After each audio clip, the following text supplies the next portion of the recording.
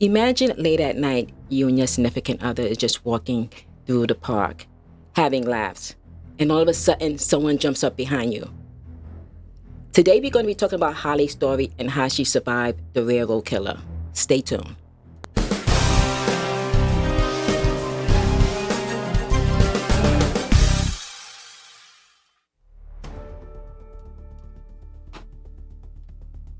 Hey, Agent Wells, what are you doing? I'm packing up all my survival gear for my camping trip. That's great. Always good to be prepared. Yes, you can never be too careful. And that reminds me of today's case, which is about a woman's survival from a serial killer. Interesting. I'm looking forward to learning more about it. Hey everyone, we are back and we'll Welcome. introduce ourselves. I'm your girl, Shurak. And I'm Ed, and today we're going to talk about a serial killer known as the Railroad Killer. Yeah. But before we get into that, Yes, this is for education and entertainment purposes only. Please do your own research and always be kind to everyone.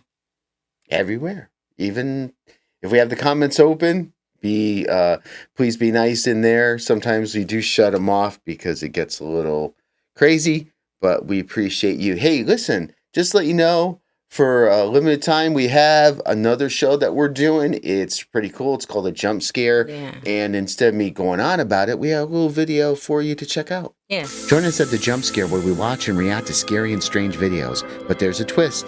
As you watch, we throw in our own jump scare videos to keep you on your toes. Do you have nerves of steel? Prove it by taking our challenge for some added fun. Watch with a full mug of water, preferably with our logo on it, and see if you can stay steady and dry. Please be safe by keeping the water at room temperature and holding the cup away from anything that can be ruined, like electronics. Let us know if you kept your cool or ended up all washed up. All right, we're back and Very we're ready cool. to get into this. Are you ready, Shurak? Yes, let's talk about this. All right, let's do it. So Crime Force is going to kind of give us, I think, some background information into this. I think take some questions as well. So let's learn a little bit more about the case. Angel Maturino Resendez, also known as the Railroad Killer, was a Mexican serial murderer and assayer who was active in the United States during the 1980s and 1990s. He was responsible for at least 23 murders across multiple states, including Texas, Kentucky, Florida, and Illinois. Wow, that's a lot. His modus operandi involved hopping on freight trains to travel undetected, breaking into homes near rail lines, and brutally unaliving his victims, often with blunt force trauma. Angel Resendez was born in Mexico in 1959. Resendez had a criminal history of illegal border crossings, theft, and violence. He exploited gaps in U.S. border security, frequently entering and exiting the country illegally. His murders were often opportunistic, and he targeted individuals living near railroad tracks. Murders and crimes. Resendez's unaliving spree began in the late 1980s, but his most notorious crimes happened between 1997 and 1999. Wow, long time. He was known for Yeah. his extreme violence, beating victims with rocks, hammers, or other blunt objects. Many of his victims were women, elderly individuals, and couples living near train tracks.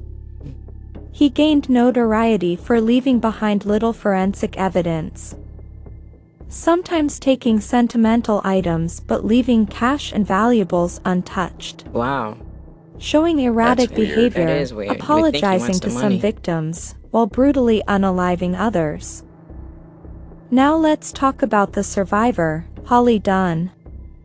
Holly Dunn is the only known survivor of the Railroad Killer. In August 1997, Holly Dunn and her boyfriend Chris Meyer, both students at the University of Kentucky, were walking along railroad tracks in Lexington. Resendez attacked them, binding and brutally beating Chris to death with a rock. He then essayed and stabbed Holly multiple times, leaving her for dead. Miraculously, Holly survived despite severe injuries, Wow, including a amazing. broken jaw, deep cuts, and a concussion. She later provided a detailed description of Resendez, helping authorities link him to other murders. Capture and execution. In June 1999, authorities placed Resendez on the FBI's 10 most wanted fugitives list. In July 1999, he surrendered to Texas Rangers after his sister convinced him to turn himself in. He was convicted of murder in Texas and sentenced to death. On June 27, 2006, Resendez was executed by lethal injection. Legacy and survivor impact. Holly Dunn went on to become a victim's advocate, sharing That's her awesome. story and helping others cope with trauma. She She wrote wrote a a book. memoir, Soul Survivor, detailing her experience and recovery. Resendez's case highlighted flaws in border security and law enforcement coordination going on for regarding years. transient criminals. Yeah. As mentioned, Holly Dunn was the only known survivor of the railroad killer. She transformed her trauma into advocacy. Which is Holly awesome to suffered help severe others. physical and emotional trauma, including a broken jaw, deep facial and body wounds, and a concussion. Post-traumatic stress disorder, PTSD, and survivor's guilt. She underwent multiple surgeries and extensive therapy to heal from the sucks. attack. Wow, that's Holly a lot. channeled her experience into helping other survivors of violent crimes. She co-founded Holly's House, a non-profit advocacy center for abuse survivors in Indiana. That's awesome. She frequently speaks at events, raising awareness about SA violence and trauma recovery. In 2017, Holly published Soul Survivor, a book detailing her ordeal, resilience, and journey toward healing. The memoir has been praised for helping other survivors find strength and bringing attention to the long-term effects of trauma. Wow, great. Before we get to the questions that came in, we are gonna. I just want to take a moment to stop here too, just to give you guys more information. So Crime Force gave you like a quick overview. So they were, she was with her boyfriend. They were just walking along the train tracks, just dating, hanging out, just talking, nothing major. He jumps out, and what's interesting is that they actually restrained. I forgot what he did to tie them up, but he actually tied them up. Now, everybody has a different opinion on this. They were probably thinking, okay, maybe he's going to tie us up and take our wallets and then we'll be okay. But if anybody tries to tie you up, it's like, I don't think he had a gun either. Well, he took the belt off of them, which is something that he's probably experienced. You could tell he was this was not his first, unlikely person that he was going to get rid of, because he actually took the belt and actually tied them up that way. I mean, that's what was told. Yeah, but he didn't have a gun. It's just, I guess, you're scared, you're going with the flow, you figure you're going to be okay if you follow directions. But once you get binded up, forget about it. And it's really sad because, Crime Force didn't mention this because it's trying to keep it, more PG. But when they were bounded up, the railroad killer, dropped the rock on his head and, did some other things. So once you're restrained, it's I don't know. It's just very, very sad. There's a lot more to it and traumatic. So, definitely read the book if you want to know more of the details. Yes, it does have a lot of details in the book, which was, if you want to know the details.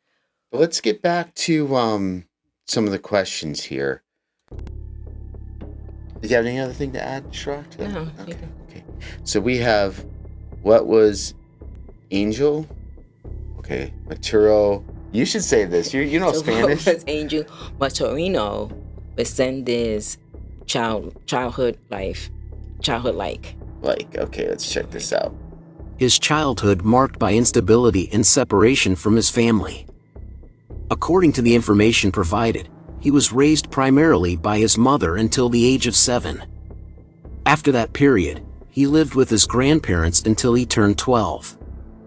This early life experience likely contributed to a sense of displacement and lack of consistent parental guidance.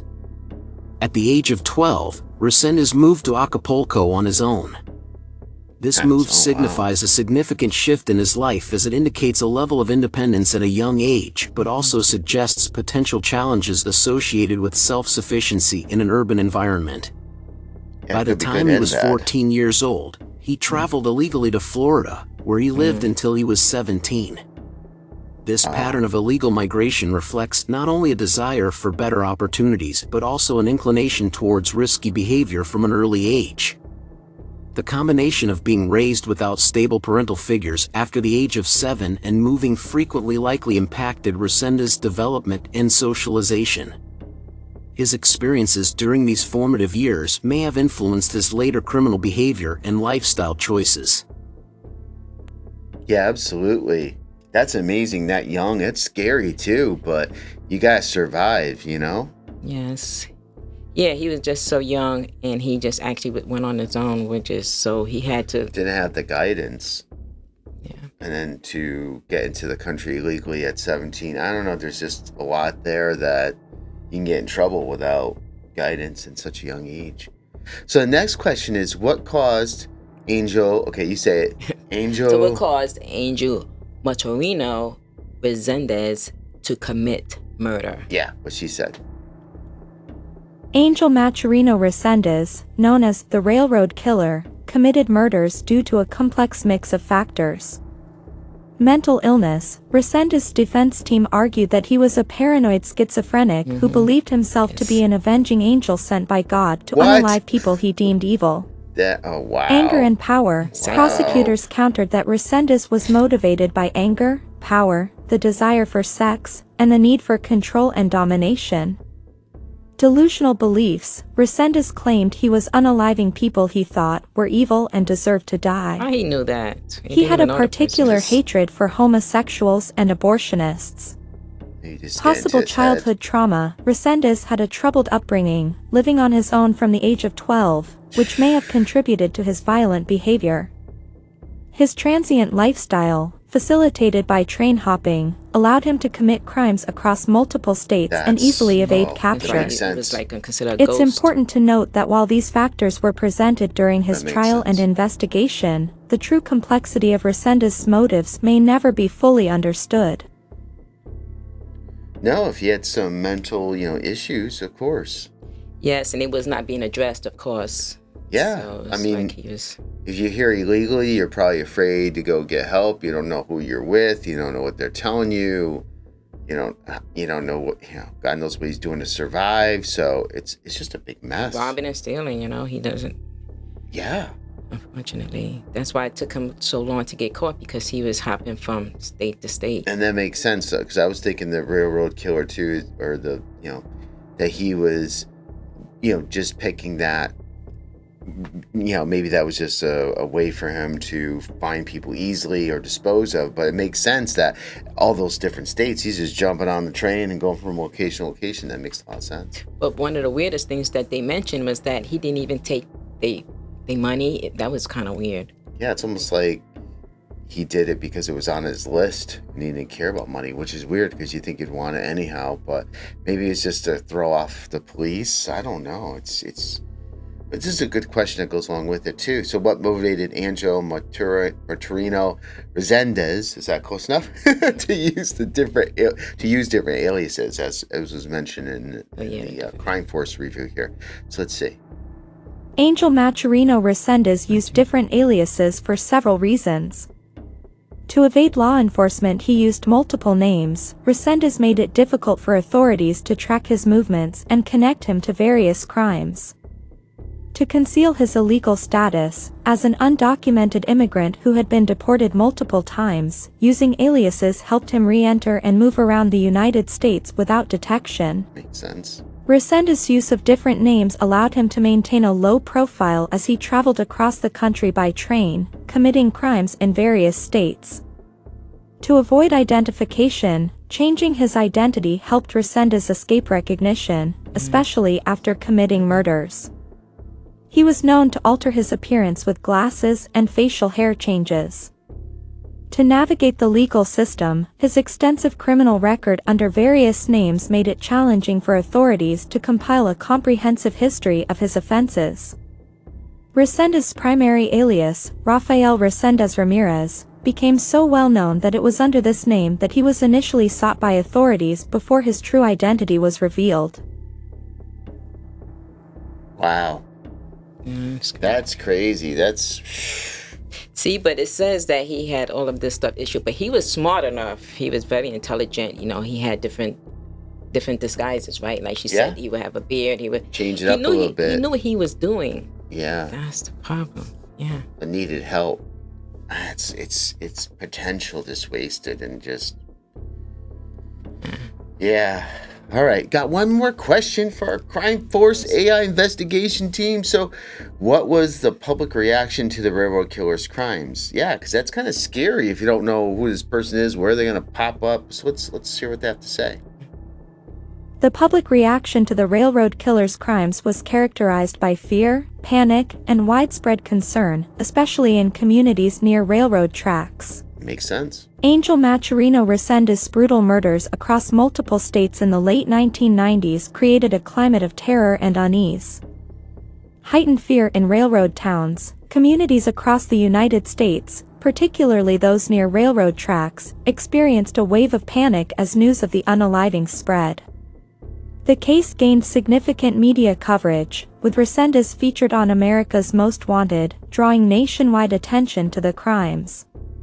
Relief upon capture. When Resendez was finally apprehended, there was a sense of relief, especially in affected communities. In Hughes Springs, Texas, where one of the murders occurred, the news of his capture was met with celebration. Shocked at the brutality, the public was horrified by the violent nature of the crimes, which included bludgeoning victims with rocks, pickaxes, and other blunt objects. Just regular objects. Concern over law enforcement failures. There was likely public dismay upon learning that Angel Resendez had been in U.S. custody during the manhunt but was released due to a computer system failure. The railroad killer's crimes left a lasting impact on the public consciousness, highlighting vulnerabilities in railway security and cross-state law enforcement communication. Oh, there is one more question. So what happened during his trial? What happened during his trial? Let's hear it. During his trial, there were discussions regarding his mental competency. Despite claims from defense attorneys that he should be spared the death penalty due to mental health issues, he described himself as half man and half angel. The jury found him guilty. He was sentenced to death on May 22, 2000. Angel Resendez was executed by lethal injection on June 27, 2006. In his final moments, he expressed remorse for his actions and acknowledged the pain he caused to the families of his victims. His execution marked a significant moment in discussions surrounding capital punishment in Texas. Angel Maturino Resendez remains a chilling figure in criminal history due to the brutality of his crimes and the psychological complexities surrounding them. His case raises important questions about mental health in relation to criminal behavior and the effectiveness of law enforcement strategies in tracking serial offenders. All right. Thank you, Crime Force. Woohoo! You guys are awesome. And so for those of you that may be relatively new and don't know, so we use not only our Crime Force team AI generated, but they're also used AI tools to get the information for us and provide it to us. So that's really cool. We really appreciate that. So I want to give you first dibs on final thoughts on this whole case. If you have any comments or anything you want to say. So we know Maturino Resendez, he had health issues, but he was smart enough to know, like, to kill these people, which was definitely... How can he explain that? And then they have remorse at the end. The death penalty, I don't know about that, but most likely that's what was the judge. They recommended. So, I think in a regular situation where you have some type of family or so you're living with somebody or with somebody, have some kind of guidance, they'd probably recognize that the person needed to go see a doctor, needed the health care, get situated, maybe, and then again, I'm not saying justifying anything he did. It's just very sad because, because of his situation and because of his some other medical and behavioral needs that need to be there, it's a shame that this all had to occur. And then it's frightening for people. It's also amazing that he didn't even use a gun or anything.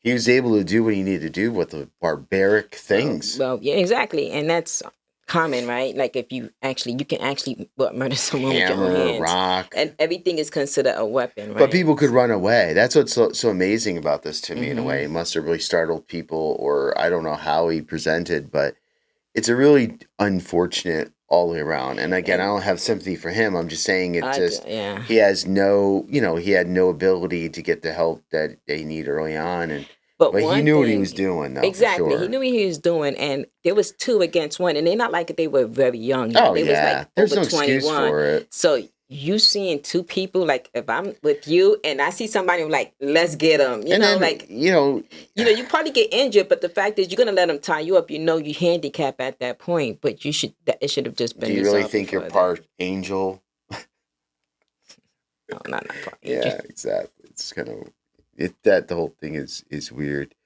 Let's see. I think that's about it.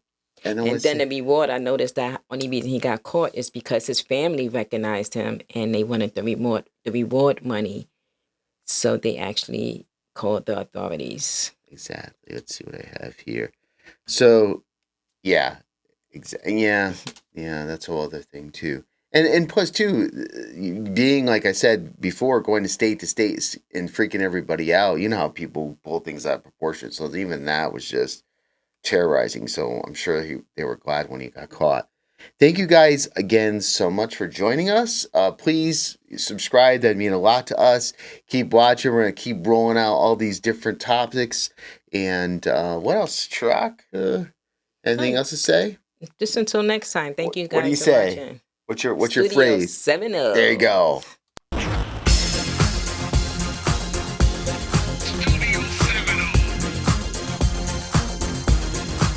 Crime Court.